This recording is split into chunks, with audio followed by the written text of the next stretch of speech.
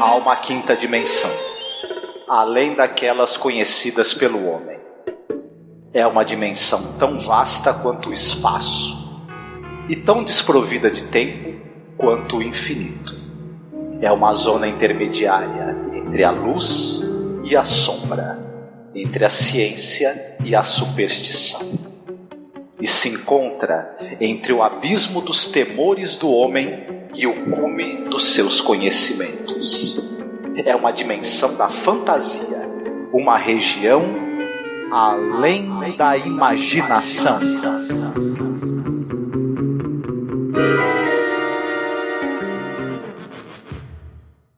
Of course I remember. How did it happen? Actually, I don't remember. A lot of things I don't recall at a certain age. Something happened to me then, and I'm not sure exactly what it was. There are some things I'm rather vague about. I know that. I know that very well. I know all about you. Don't you remember? Yes. I remember that you said that. Do people look familiar to you sometimes? What do you mean? I mean, when you pass people on the streets, or see them in a bank, or they walk by you, do they look familiar to you? Sometimes. Today? Today? Yes, today. Did someone go by you today who looked familiar? No. Really? It's not polite to contradict people. I told you that I didn't. Sweet child in time, you'll see the line that's drawn between good and bad. See the blind man shooting at the world, bullets flying, taking toll. Olá, ouvinte, seja bem-vindo à nossa Zona do Crepúsculo. Eu sou Angélica. E eu sou Marcos. E eu sou o Pensador Louco, do Teatro Escuro do Pensador Louco. Meu amigo Pensador Louco, conosco novamente aqui para falar sobre o episódio de Twilight Zone. Muito obrigada, viu, por você ter aceitado o nosso convite, estar com a gente presente aqui. Obrigada, meu amigo. Obrigado, digo eu. É uma honra profunda. Você não tem ideia quantos anos eu sou fã dos teus podcasts, fã de cinema e como tal, e não dá pra ser fã de cinema sem ser fã do teu podcast, e será sempre um privilégio estar aqui.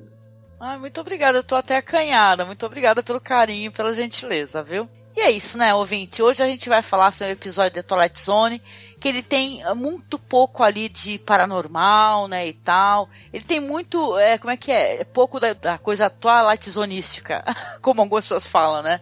Ele é mais psicológico, né? Ele é um drama, né? Um drama psicológico e tal, né? Mas é interessante, eu gostei da pegada. Tem uma pegada muito boa no episódio. O nome do episódio é Nightmare as a Child. Seria algo como pesadelo enquanto criança, né? Pesadelo na infância, algo assim. Pesadelo na forma de criança, né? Isso, pesadelo em forma de criança. Isso. Muito bom. Sim, legal. O episódio foi ao ar no dia 29 de abril de 1960. Dirigido ali pelo Alvin Genser. Roteiro do Rod Serling.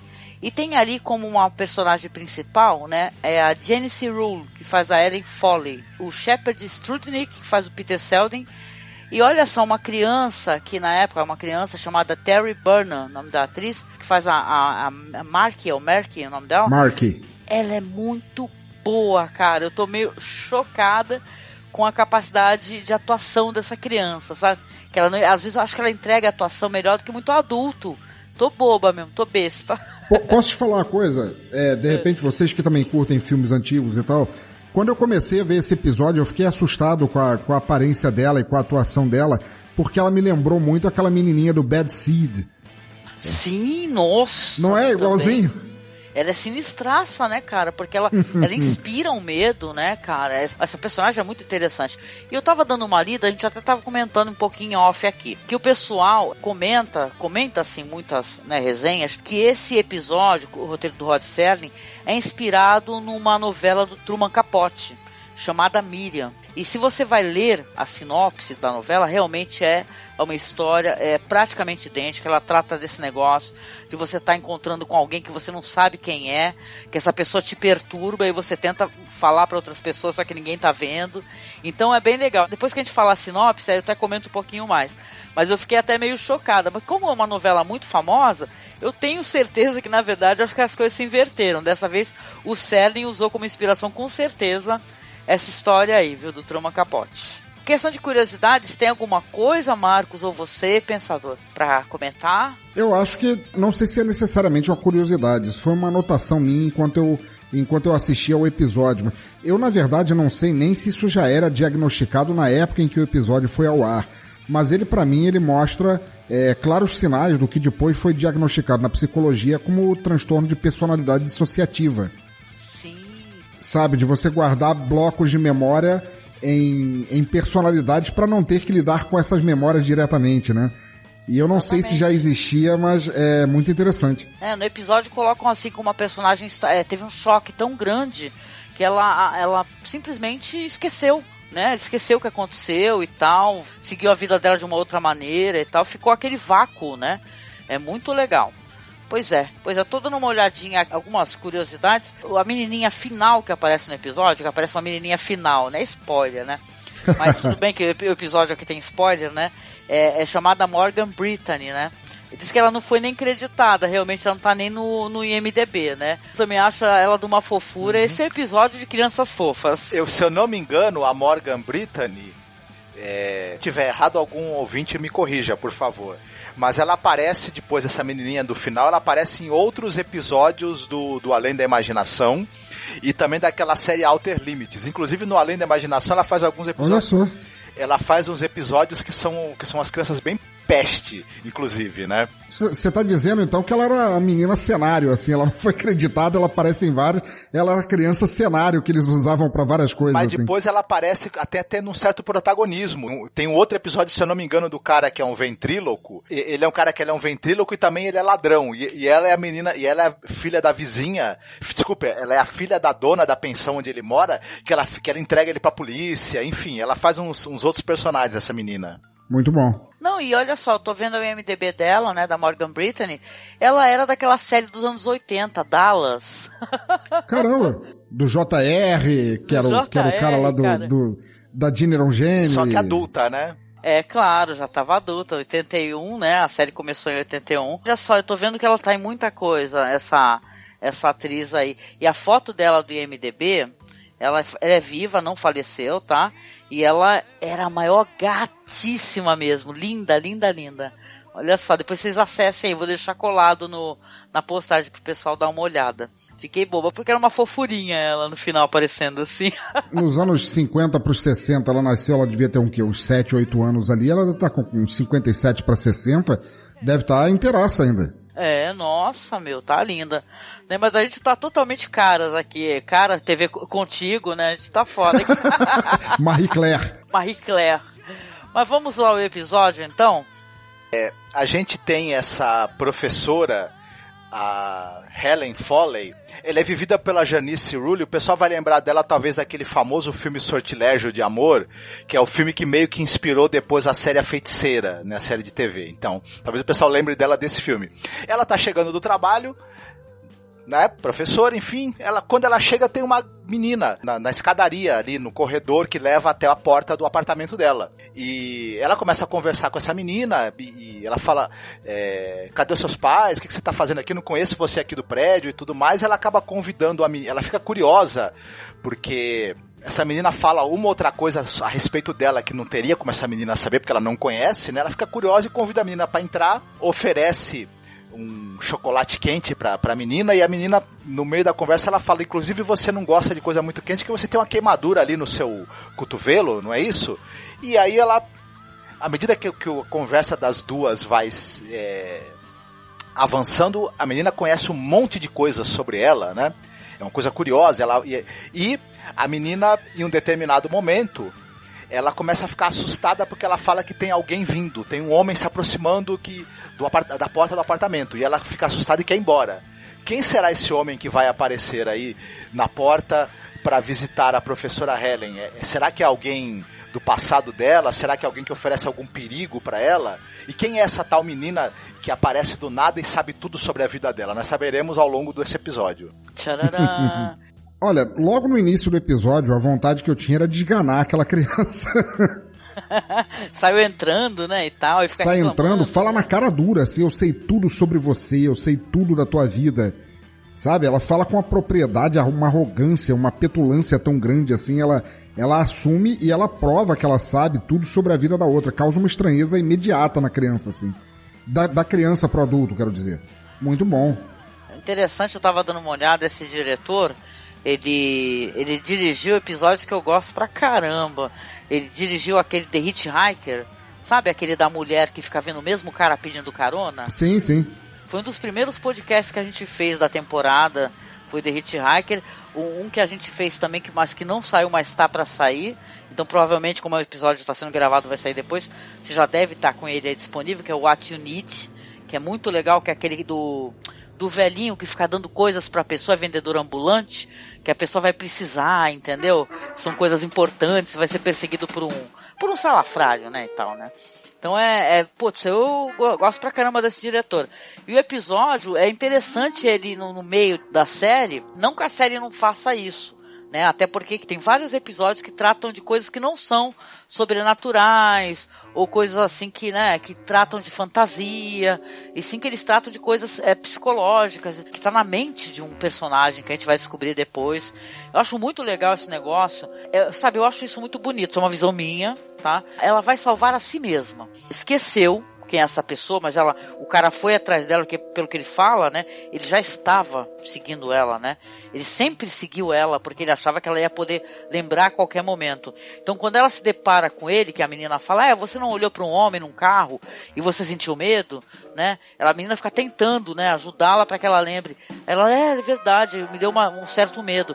Então, essa menina, que, claro, essa menina é ela mesma, né, ela vai descobrir mais pra frente que ela mesma, ela é uma mulher salvando a si mesma. Tudo bem, no final tem uma briga ali, uma queda e tal, parece uma coisa até meio anticlimático, né, com o que acontece com o cara, mas é muito legal. Pra mim, na minha cabeça, assim, é uma mulher que tá salvando. Vê muito em filmes e tal, séries, que sempre tem um homem pra salvar uma mulher, né. Agora ela aparece pra si, pra ser salva, né? Isso é muito foda, cara, né? Ela vai ter aquela lembrança, aquela recordação, porque esse homem que a persegue é o assassino da mãe. Ele fala que ele estava roubando alguma coisa e ela estava desconfiada, né? Ele estava pedindo, aparentemente ele era sócio da mãe dela em alguma empresa. Ele fala que os livros da empresa tinham rolado um desfalque e que ele queria adulterar e queria ter o aval da mãe da Mark pra adulterar isso, né? E que ela se recusou e ele teve que matá-la. Agora eu fiquei pensando aqui, né, minha gente? Porque em nenhum momento se fala de pai, né?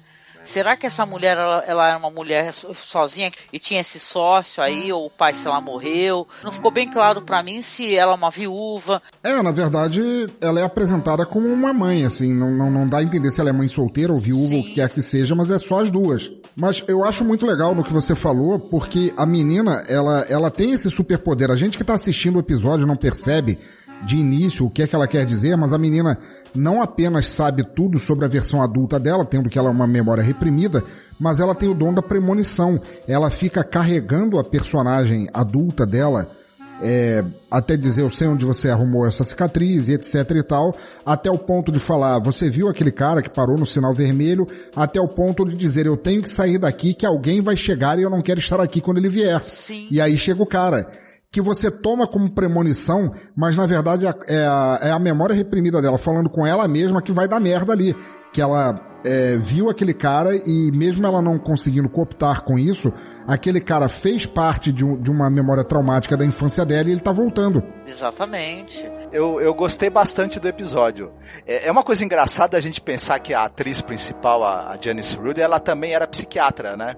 E muito curioso isso. Claro que é uma coincidência, ela provavelmente não foi escalada pro episódio porque ela também era médica psiquiatra, mas que é uma curiosidade, uma coincidência considerável, que o episódio tem tudo a ver com questões psiquiátricas e psicológicas, né? E tudo.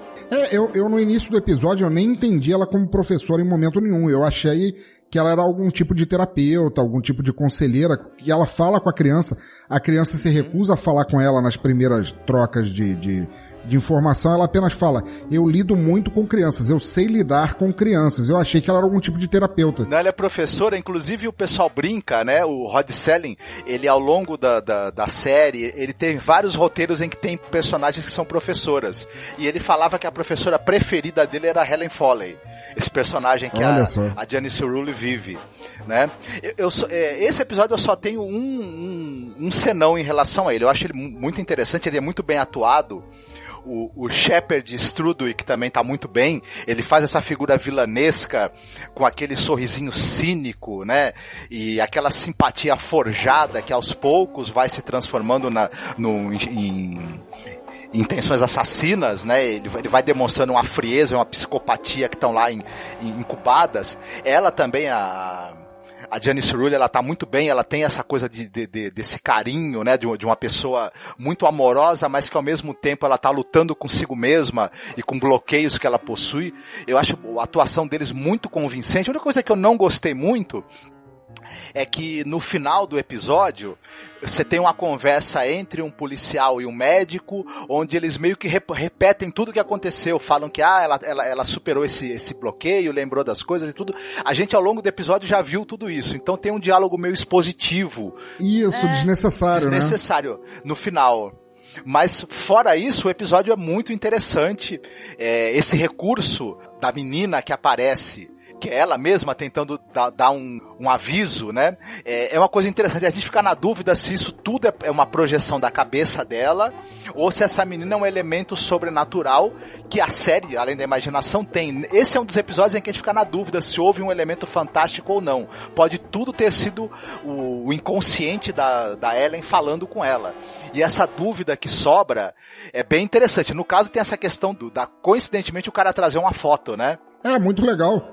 Eu percebi que havia algo estranho com relação a Ellen no início da história, o nome dela ser Ellen Foley, porque Foley era um termo utilizado pelos carnivals, os circos itinerantes, que eram shows de teatro, eram farsas assim, levadas a encantar crianças e adultos, etc. Eram chamados de Foleys, que era e dava uma impressão assim de que ela a vida dela era algo que tinha algo escondido, que aquilo não era a realidade que ela estava vivendo, que tinha algo por trás. E se eu tenho algo a falar, fora o diálogo expositivo que o Marco falou maravilhosamente, a única coisa que eu digo assim, é que no padrão, não sei se vocês concordam comigo, no padrão dos episódios de Além da Imaginação, sempre tem assim nos minutinhos finais para você saber da história toda. Como a história ela se soluciona ali do pouquinho passado do meio e depois tem aquela luta entre os dois e depois os policiais falando e tal, eu ainda fiquei esperando que alguma coisa fosse acontecer, porque ela foi uma história que de certa forma foi muito jogada. Logo no meio do negócio você já descobre o que aconteceu. Então a conversa dos policiais, ou depois quando ela encontra com a outra menininha que tá com a boneca sentada na escada, eu achei que ainda tinha algum desenvolvimento, mas não, era só aquilo mesmo. Foi, acho que, o único ponto baixo do episódio pra mim. Foi meio pegadinha do malandro, né? Porque tem aquele negócio da cantoria da menininha, né? Isso. Que ela se esconde, depois ficou escutando a menininha cantar, aquela menininha que é ela. Aí quando termina tudo, né? Isso aí me lembra muito, virou muito coisa normal em filmes dos anos 80, 90, né? Que no final sempre tem uma pegadinha, né?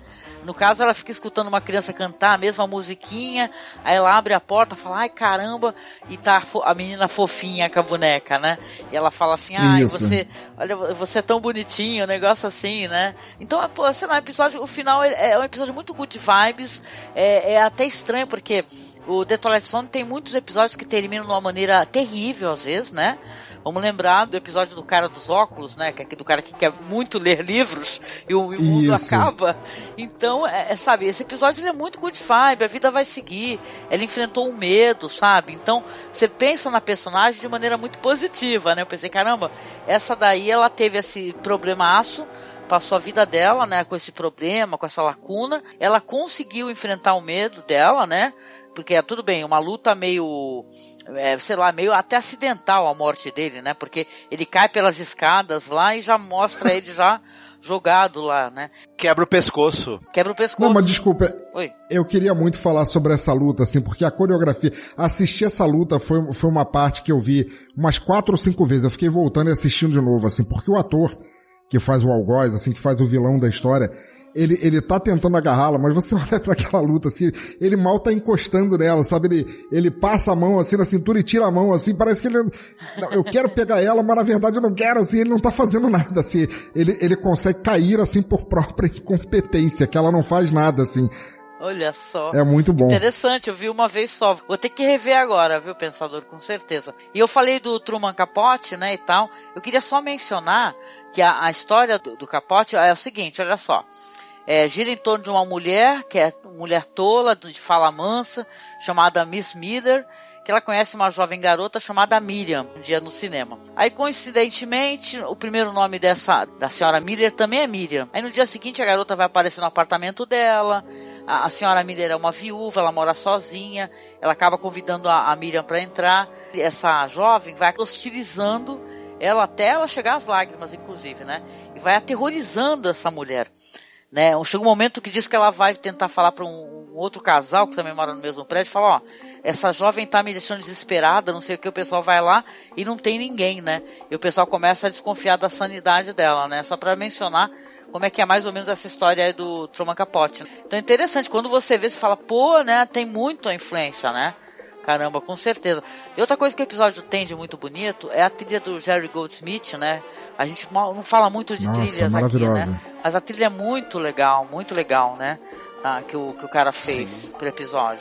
Esse recurso também dos momentos em que ela tá... Quando a menina não tá mais em cena, mas ela fica escutando a menina cantar, é um recurso audiovisual muito interessante de evocação da memória dela retornando, né?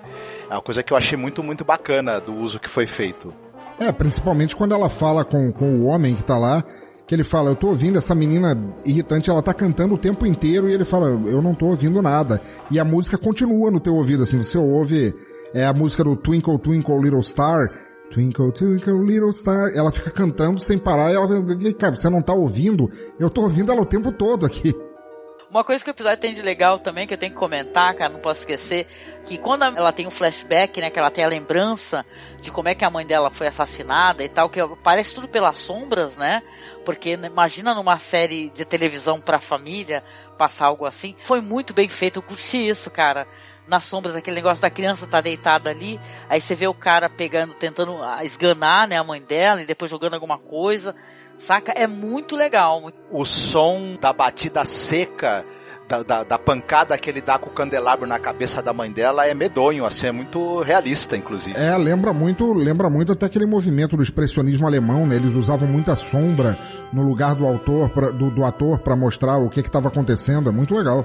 Muito legal. E esse cara aí que faz o vilão da história, né, esse ator, é interessante que eu tava dando uma olhada na carreira dele, ele interpretou o Edgar Allan Poe, cara, num filme chamado Os Amores de Edgar Allan Poe, um filme de 42.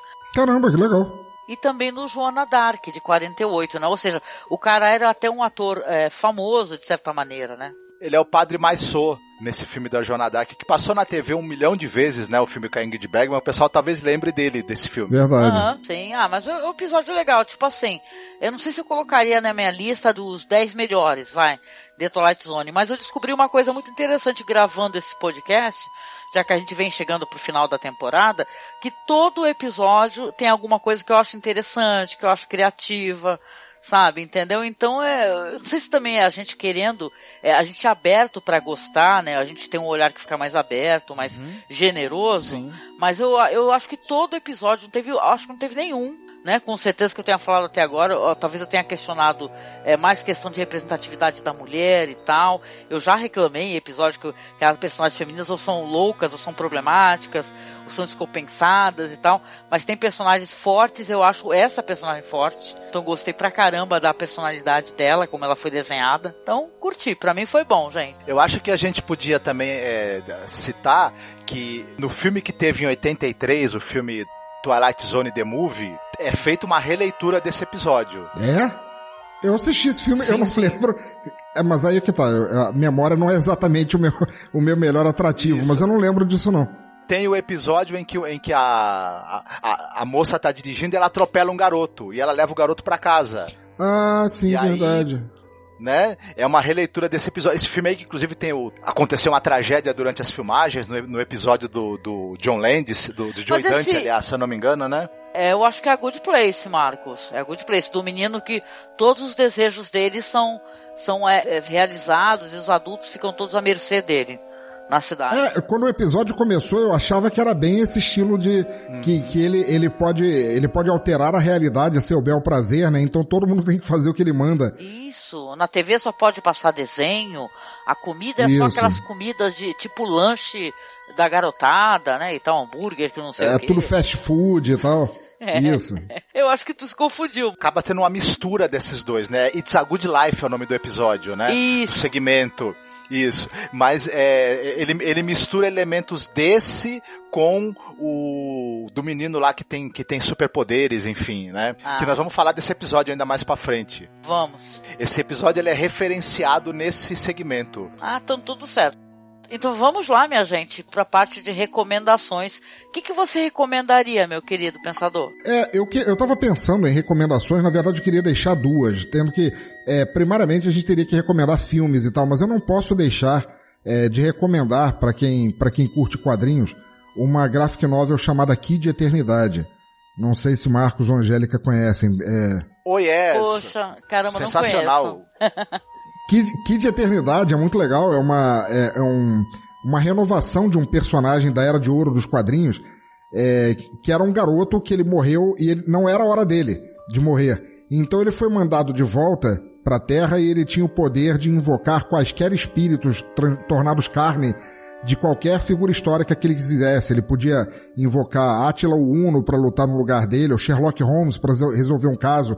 E o personagem acabou caindo no obscurantismo e o Grant Morrison escreveu essa graphic novel para trazê-lo de volta. E chega um determinado ponto da história que ele percebe que a memória dele foi reconstruída e nada daquilo era verdade. Ele nunca foi para o céu e recusada e pôde usar os anjos históricos que podiam lutar por ele. Ele foi para o inferno e o mentor dele, o anjo espiritual dele, também era um demônio e tudo que ele fazia era invocar demônios travestidos com as figuras que a psique dele mandava. Então isso é um choque de memória quando ele descobre a verdade sobre a morte dele mesmo e tudo que aconteceu desde então, profundos. E é uma minissérie maravilhosa. Ela é do Grant Morrison. Eu não sei se é o Dave McKean desenhando, mas eu acho que não.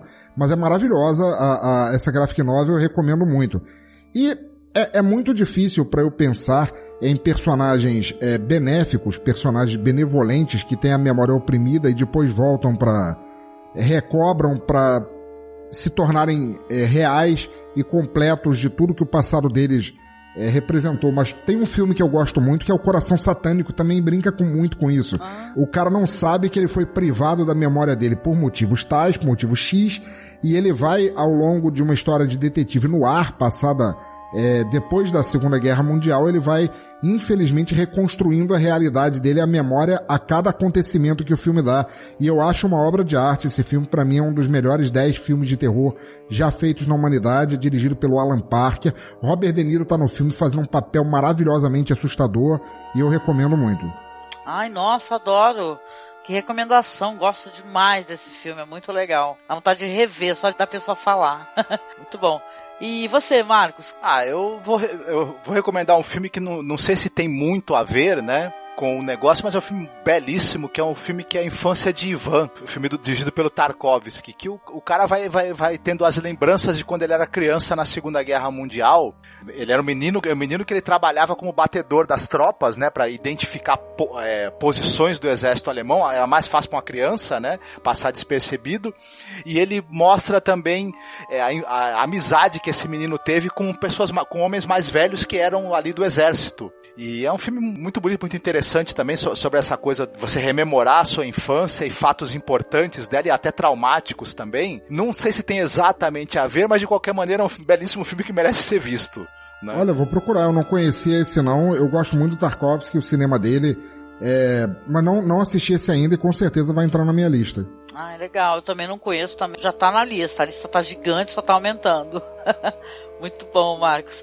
Pô, a minha recomendação vai ser dupla. A primeira vai ser um filme com a Emma Thompson, que, nossa, eu preciso muito rever esse filme, que é um filme de 91, dirigido pelo Kenneth Branagh, chamado Voltar a Morrer. Puta, que filme legal, maravilhoso.